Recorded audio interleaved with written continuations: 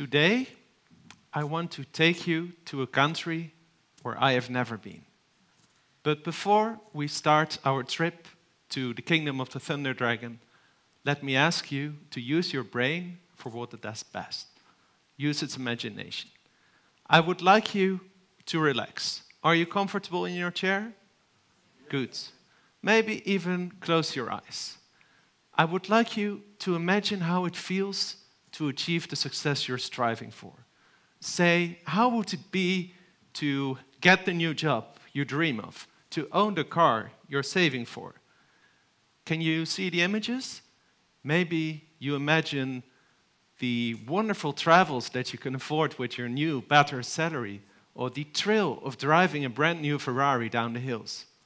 You have the pictures. Excellent. So, open your eyes. Now, let me ask you, did you imagine overtime on the night your favorite football team is playing?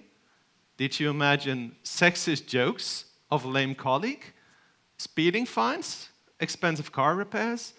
You probably didn't.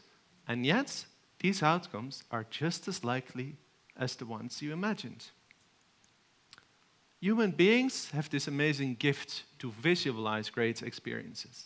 And indeed, our lives are full of wonderful, happy moments. But our brains are very good at imagining what could happen and not so much at predicting the future. So, for this reason, often we are disappointed by reality because our images don't match our real lives. So what can we do? Well, we can overcome this by simply enjoying what is great. We are fixated on the next job, on the next car, but if we truly appreciate the ones we have, we notice that happy moments are everywhere.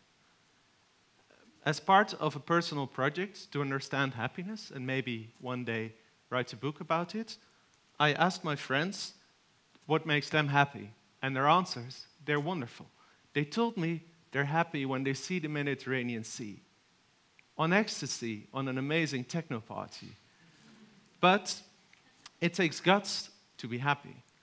To walk the happy roads, you have to have the courage to say, this is enough, I don't need the next job, I will go for this. And I think that is the way you achieve a state of happiness. And it works the same on the level of a society. In a minute, I want to take you to Bhutan, a small Buddhist kingdom in the Himalaya, in between China and India.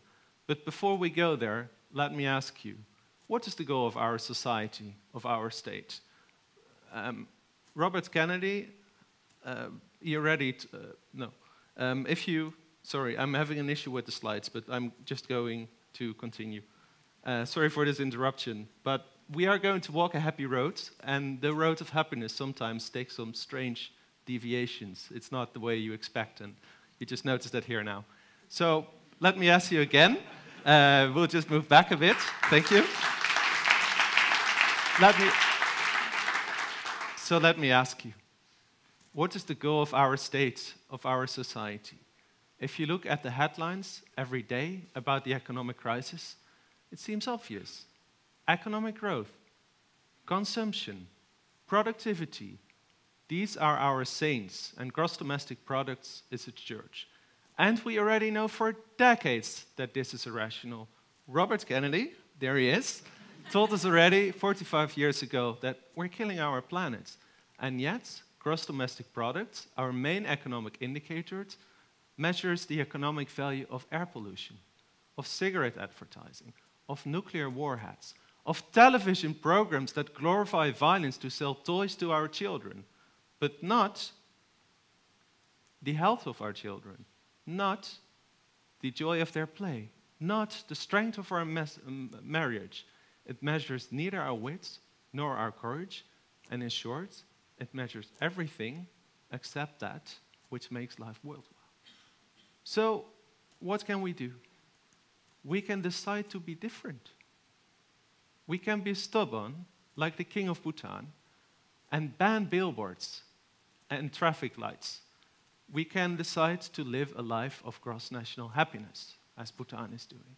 So gross national happiness is the main concept informing all policy decisions in Bhutan. It's an index consisting of 9 domains that measure what is truly worthwhile. It measures things that seem silly, but are extremely important. Positive emotions, hours of sleep, traditional games Bhutanese people play. All these answers that my friends told me when I asked them what makes them happy. So I think we have to adapt our lessons to the West. Of course, it doesn't make sense to ask you which Bhutanese game makes you happy. Probably there isn't any, and you haven't even heard of them. But still, we can apply the concept in a similar fashion. And only by counting by counting the right things and not measuring the wrong ones, we can get out of this. So we have to stop believing that plastic cups provide value and that foreigners don't. We have to stop believing that we can measure the quality of society in defense spending and that education that doesn't matter. Only by counting what matters, by appreciating what is truly worthwhile, we can turn our state into a state of happiness. Thank you.